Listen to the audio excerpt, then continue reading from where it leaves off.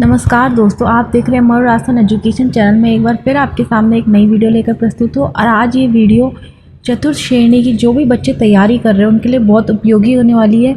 इस वीडियो में मैं बताऊंगी कि आप मैक्सिमम से मैक्सिमम स्कोर कैसे कर सकते हैं एग्ज़ाम में, मतलब आप 100+ स्कोर कैसे कर सकते हैं अपने एग्ज़ाम में। देखिए, अगर आपको 100+ या 110+ आपको अगर स्कोर चाहिए अपने एग्ज़ाम में, तो आपको अभी से ही तैयारी करनी पड़ेगी। और जिस तरह मैं बता रही हूँ, जिस तरह मैं आपकी स्ट्रैटेजी लेके आई हूँ, उसी तरह आपको तैयारी करनी होगी, तभी आपका जो 100+ नंबर लाने का सपना है वो पूरा होगा।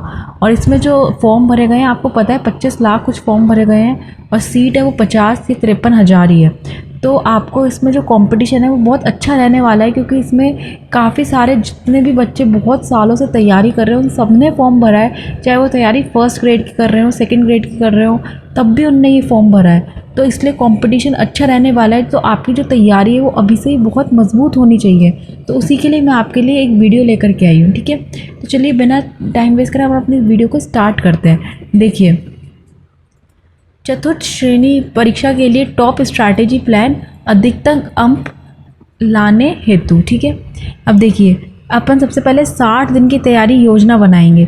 उसमें अपन को डेली टारगेट और वीकली गोल कि अपन को क्या कंप्लीट करना है वो अपन को सेट करना है।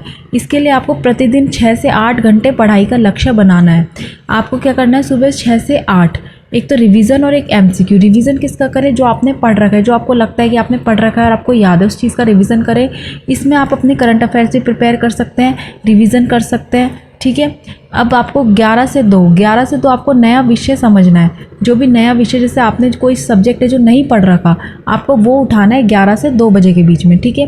5 से 7 आपको प्रैक्टिस करनी है, ऑब्जेक्टिव प्रैक्टिस करनी है, अपने मॉक टेस्ट देने हैं, PYQs करने हैं, जो प्रीवियस ईयर पेपर्स हैं वो सॉल्व करने हैं, मॉक टेस्ट देने हैं, ठीक है। आपने कोई टेस्ट सीरीज़ ले रखी है तो आपको वो करनी है 5 से 7, और इसी ड्यूरेशन में आपको वो चीज़ें एनालाइज भी करनी है, ठीक है। और 9 से 10 आपको पूरे दिन का रिवीजन करना है। जो जो आपने पढ़ा है, करंट अफेयर्स पढ़ी है, सब चीज़ों का आपको टोटल रिवीजन करना है। चाहे आपके टेस्ट हो, टेस्ट का भी आपको एक बार रिवाइज करना है कि आपने कौन कौन से क्वेश्चन गलत करे थे, ठीक है।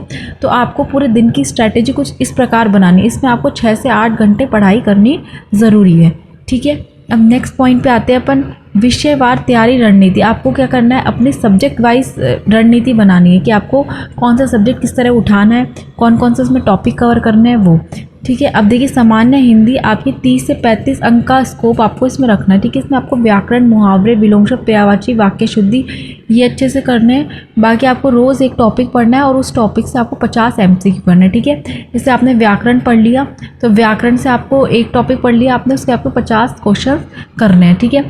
ट्रिक, खुद के फ्लैश कार्ड बनाइए और रोज़ दोहराइए, ठीक है। खुद के छोटे छोटे नोट्स बना लें या फिर आप हाईलाइट कर लें और उनको डेली रिवीजन करें, ठीक है। राजस्थान का सामान्य ज्ञान देखते हैं अब। इसमें इतिहास, भूगोल, संस्कृति में आपको राजस्थान की जनजातियाँ, लोक देवता, किले, नदियाँ, त्योहार ये अच्छे से पढ़ने हैं। बाकी इनको नक्शे से पढ़ सकते हैं आप, छोटे छोटे पॉइंट बनाकर इनको याद रख सकते हैं हाईलाइट से। ये जैसे भी आप मतलब माइंड मैप्स बना के, और मैं भी वीडियोस डाल रही हूँ अपने चैनल पे, बिल्कुल पॉइंट टू पॉइंट वीडियोज़ है। आपको मेरी वीडियो में सब कुछ पूरा फुल मटेरियल मिल जाएगा RS लेवल तक का। और अगर आप बिलो का दे रहे हैं तो बिलो का बिल्कुल आपको पॉइंट टू पॉइंट नोट्स मिलेंगे, आप वहाँ से भी पढ़ाई कर सकते हैं, ठीक है। नेक्स्ट आते हैं हम गणित पे। गणित में आपको प्रतिशत, अनुपात, लाभ हानि, चाल, समय, दूरी ये अच्छे से करना है। फॉर्मूला की एक शीट बनानी है, उसको लिखकर उस फॉर्मूलोज को डेली याद करना है और कम से कम 15 प्रश्न हल करने हैं। और इसकी मैं बुक बता देती हूँ आपको, गणित की रामनिवास माथुरिया, ठीक है। रामनिवास माथुरिया बुक आती है राजस्थान की, आप उसमें से गणित सॉल्व करेंगे, ठीक है। बेस्ट बुक है, आपको बहुत सा हेल्प मिलेगी उसमें। सामान्य विज्ञान, शरीर, रोग, प्रकाश, धातु, अधातु, पर्यावरण ये आपको करना है। आपको NCERT कक्षा 6 से 8 की किताबें पढ़नी है, ठीक है। ये आपको विज्ञान में करना है। कंप्यूटर विज्ञान में आपको hardware, software, MS office, internet ये पढ़ना है। शॉर्टकट कीज़ और बेसिक कॉन्सेप्ट को याद करना है। कंप्यूटर की मैं एक वीडियो डालूंगी आपके लिए, इसमें एक संपूर्ण चतुर्थ श्रेणी के लिए आपको कंप्यूटर ज्ञान का कंप्लीट पढ़ा दूंगी, है ना। बाकी आपको ये करनी है, इसके लिए आप RSCT लेवल की बुक यूज़ कर सकते हैं। ये तो कोई भी बेसिक कंप्यूटर की बुक है आपकी 8वीं क्लास तक की, तो आप वो देख सकते हैं, ठीक है। समसामयिक घटनाएं मतलब करंट अफेयर्स में आपको क्या करना है, 3 महीने की आपको करंट अफेयर्स करनी, इसमें लिख रखा है 3 महीने, बाकी आपको 6 महीने की करंट अफेयर्स करनी होती है, ठीक है। आप मूमल लिया है, मूमल की आपकी क्रोनोलॉजिकल आती है, 6 महीने की क्रोनोलॉजिकल आ रही है, आप वो लिया है, वहाँ से अपनी करंट अफेयर्स को पढ़ना चालू कर दे। नहीं तो महीने की भी आती है, हर महीने की आप महीने वाली भी यूज़ कर सकते हैं, ठीक है।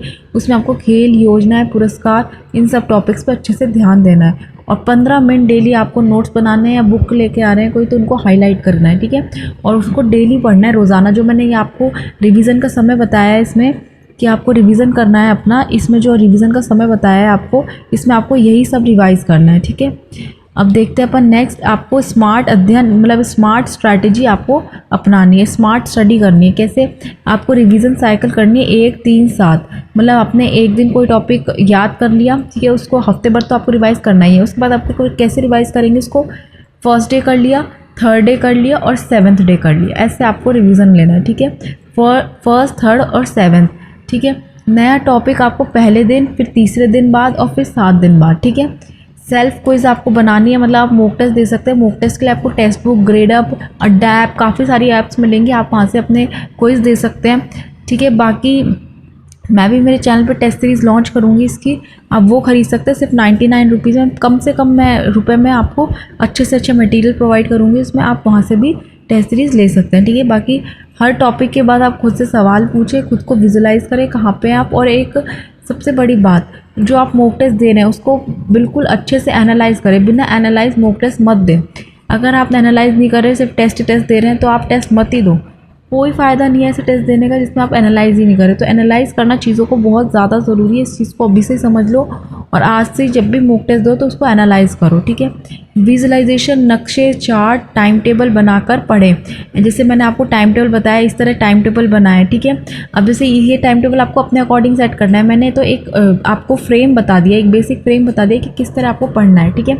आपको अपना रिवीजन खुद सेट करना है, क्योंकि ये रिवीजन जो भी अपना टाइम टेबल है वो हर बच्चे पे डिपेंड करता है, ठीक है। कोई बच्चा सुबह जल्दी नहीं उठ सकता 6 बजे, कोई रात को 2 घंटे पढ़ेगा 12 बजे तक, है ना, कोई सुबह उठ सकता है, तो वो सब आपके ऊपर है। बस मैंने आपको एक मोटा मोटा बेसिक बता दिया, आइडिया दे दिया कि आपको इस तरह पढ़ाई करनी है ना। तो आपको अपना क्या करना है, अपना नक्शा, चार्ट, अपना टाइम टेबल बनाना है। अपने नक्शे जो राजस्थान जी के, उनको नक्शों से याद करो, चार्ट से याद करो। बाकी शॉर्ट में मैंने वीडियो डाली हुई है कि शॉर्ट ट्रिक से कैसे याद करें, तो आप शॉर्ट ट्रिक से भी याद कर सकते हो, ठीक है। अब अपन चौथे पॉइंट पे देखते हैं, मॉक टेस्ट और पिछले पेपर। हर 3 दिन में एक फुल मॉक टेस्ट लगाएं, परीक्षा जैसे माहौल में बैठकर हल करें, गलत उत्तरों को एक कॉपी में नोट करें और दोहराएं, ठीक है। ये मैंने आपको पहले ही बता दिया कि आपको किस तरह मॉक टेस्ट देना है। बाकी एक वीडियो मैंने डाली हुई है जिसमें मैंने आपको बताया कि मॉक टेस्ट कैसे सही ढंग से एनालाइज करें, तो वो वीडियो देख सकते हैं, आपके लिए बहुत हेल्पफुल होगी। पिछले पेपर को आपको सॉल्व करना है अच्छे से, और हर 3 दिन में आपको एक फुल मॉक टेस्ट देना है, ठीक है। बाकी आप छोटे छोटे जो टेस्ट होते हैं वो तो आपको डेली ही देने हैं, ठीक है। ये फुल लेंथ है जो कि आपको हर तीसरे दिन में देना है। अब देखिए नेक्स्ट देखते हैं, अब अंतिम 15 दिन की रणनीति, रिवीजन फेज़ आपको कैसे करना है। देखिए नए टॉपिक को जो लास्ट में 15 दिन बचेंगे, ये तो आपके स्टार्टिंग के डेज के हो गए, लेकिन लास्ट में जो 15 दिन बचेंगे उसमें आपको नए टॉपिक बिल्कुल भी नहीं पढ़ने, सिर्फ उनको रिवीजन करना है। पुराने मॉक टेस्ट देने हैं, मॉक टेस्ट और जो भी आपने नोट्स बना रखे ना प्रीवियस ईयर पेपर्स के या मॉक टेस्ट के, उनको आपको रिवीजन करना है, मतलब पूरा रिवीजन ही रिवीजन करना है। 15 दिन आपको बिल्कुल भी कुछ भी नहीं पढ़ना, आपको सिर्फ और सिर्फ रिवीजन ही रिवीजन करना है, ठीक है। 2 मॉक टेस्ट प्रतिदिन दे, सुबह 1 शाम, ठीक है। लास्ट में जब 15 दिन बच जाए, वैसे 15 दिन नहीं, जब 1 महीना आपके पास हो ना, जब 1 महीना आपके पास हो तो आप सुबह शाम दोनों एक टाइम देने लग जाओ, ठीक है। जितने ज़्यादा मॉक टेस्ट दोगे ना उतना ज़्यादा अच्छा है, चाहे आप तैयारी कम कर लो लेकिन मॉक टेस्ट ज़्यादा से ज़्यादा दो, सबसे बेस्ट है। अगर आप मॉक टेस्ट नहीं दोगे तो आपकी तैयारी किसी भी काम की नहीं है। मॉक टेस्ट दो और उन्हें एनालाइज करो, ठीक है। बेस्ट तरीका होता है अपने पेपर को क्लियर करने का। देखिए छठा है, आपको मानसिक तैयारी और आत्मविश्वास रखना है। जो भी बच्चे पढ़ रहे हैं वो विश्वास के साथ पढ़ते रहें, ज़रूर पेपर होगा। हालांकि इसमें सीट कम है, बच्चे ज़्यादा हैं, तो भी आपका, अगर आपने अच्छे से पढ़ाई करी है, क्योंकि पास तो आप में से कोई ना कोई होगा, तो इस वजह से आपने जितनी अच्छे से तैयारी करोगे उतना ही आपको फ़ायदा मिलेगा और आपका सिलेक्शन ज़रूर होगा। ऐसा नहीं है कि सिलेक्शन नहीं होगा, क्योंकि 53,000 भी सीट कम नहीं होती है। पढ़ने वाले इतने बच्चे नहीं हैं, पढ़ने वाले 25 लाख में से 2-3 लाख बच्चे हैं जो पढ़ रहे हैं और पढ़ के सीरियसली पेपर देंगे। बाकी से ज़्यादा कंपटीशन कोई भी एग्ज़ाम में नहीं होता, होता भी है ना तो अगर पेपर इजी आता है ना तो कट ऑफ हाई जाती है, अगर पेपर टफ आएगा ना तो कट ऑफ कम ही जाएगी। जैसे आपको क्वेश्चंस नहीं आते वैसे औरों को भी नहीं आएंगे क्वेश्चंस। तो इसलिए आत्मविश्वास अपना बिल्कुल भी लूज़ मत करो, सीट्स काफ़ी है, आप आराम से आपका होएगा। बस आप इस स्ट्रैटेजी से पढ़ाई करना चालू कर दो आज से ही। पढ़ाई से ले मत भगो, हर दिन अपना इफ़ेक्टिव बनाओ, हर दिन अच्छे से पढ़ाई करो और फुल कॉन्फिडेंस से अपने अपने आप को बिल्कुल ईज़ी वे में, बिल्कुल कि हाँ ठीक है, अपने आप को ज़्यादा प्रेशर में नहीं डालना, ठीक है। बिल्कुल आराम से ईज़ी वे में आपको तैयारी करनी है। बहुत मौके आएंगे, ये मौका भी है, इसके बाद और भी मौके आएंगे, ऐसा नहीं कि लास्ट मौका है, पर इसको लास्ट मौका मान के आप पढ़ाई करो, है ना। तो इसलिए आपको ज़्यादा पैनिक नहीं होना, बिल्कुल शांत रहना है और आराम से अपना तैयारी करनी है, ठीक है। पर्याप्त नींद आपको लेनी है, 6 से 7 घंटे की आपकी नींद होनी चाहिए। संतुलित भोजन ले, ठीक है, और बिल्कुल भी डरे ना, फोकस रखे, ठीक है। अब मैं एक लास्ट मंत्र बता देती हूँ आपको मैक्सिमम मार्क्स लाने का। देखिए स्मार्ट पढ़ाई मैंने आपको बता दी कैसे करनी है। रेगुलर प्रैक्टिस, रेगुलर रिवीजन, ठीक है, रेगुलर रिवीजन करना है चीज़ों को, और मॉक टेस्ट।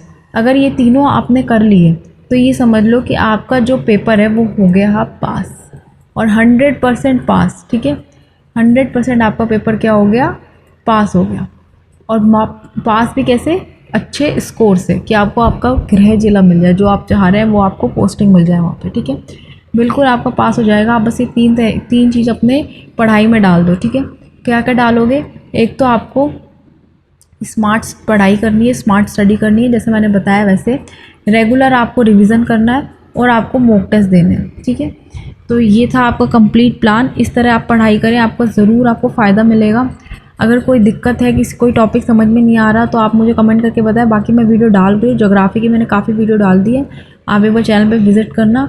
और 4th ग्रेड के लिए मैंने और भी काफ़ी सारी वीडियो डाली है, आप वो देख सकते हैं, आपके लिए हेल्प रहेगी। वीडियो को शेयर करें, अगर आपने यहाँ तक वीडियो को देखा है तो सब्सक्राइब करके जाए चैनल को, वीडियो को लाइक करके जाए। मिलते हैं अगली वीडियो में। इस वीडियो में इतना ही, धन्यवाद वीडियो देखने के लिए। जय हिंद, जय भारत।